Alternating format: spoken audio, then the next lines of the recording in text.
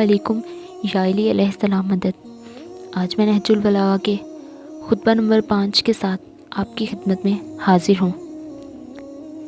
جب رسول اللہ صلی اللہ علیہ وآلہ وسلم نے دنیا سے رحلت فرمائی تو عباس اور ابو سفیان ابن حرب نے آپ سے عرض کیا کہ ہم آپ کی بیعت کرنا چاہتے ہیں، جس پر حضرت نے فرمایا کہ اے لوگو، فتنہ و فساد کی موجوں کو نجات کی کشتیوں سے چیر کر اپنے کو نکال لے جاؤ، فتنہ و انتشار کی راہوں سے اپنا رخ موڑ لو، فخر و مباحات کے تاج اتار ڈالو۔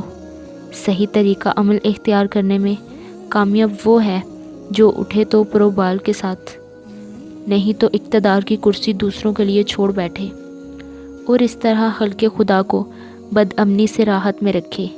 اس وقت طلب خلافت کے لیے کھڑا ہونا یہ ایک ایسا گندلا پانی اور ایسا لقمہ ہے جو کھانے والے کے گلو گیر ہو کر رہے گا، اور پھلوں کو ان کے پکنے سے پہلے چننے والا ایسا ہے کہ جیسے دوسروں کی زمین میں کاشت کرنے والا ہو۔